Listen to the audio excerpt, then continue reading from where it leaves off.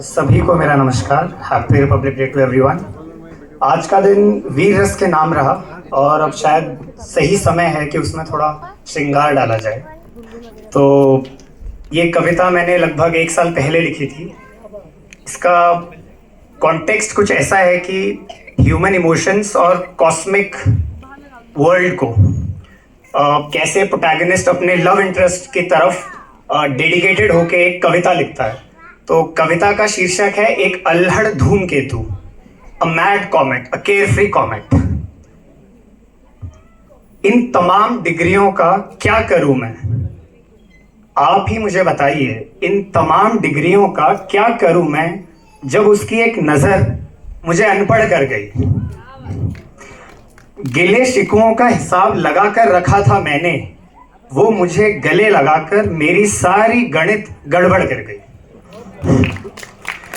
क्या कहूं मैं उसे, नायिका, प्रेमिका या साहिबा। नायिका, प्रेमिका या साहिबा जचते नहीं है उसकी शख्सियत पर।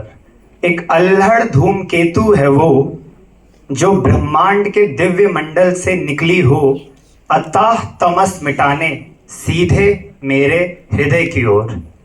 और उसका आभा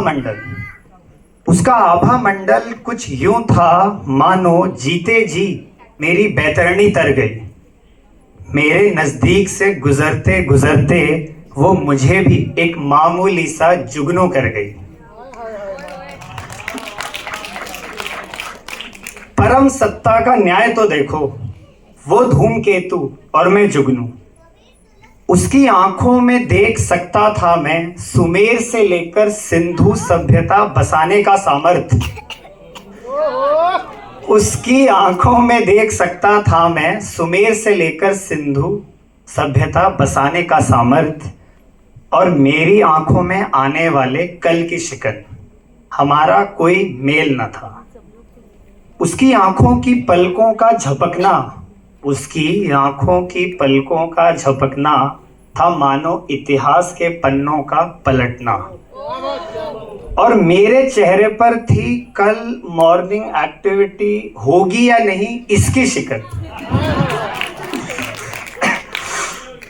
बताइए, हमारा कोई मेल था क्या?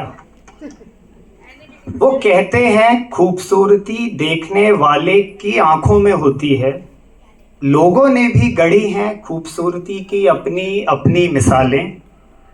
किसी ने ब्रह्म मुहूर्त का सूर्य तो किसी ने बसंत का पहला फूल उगते देखा। और मैंने तो उसे सर्दियों की धूप में पश्मीना साड़ी में सीढ़ियों से बस उतरते देखा। धन्यवाद।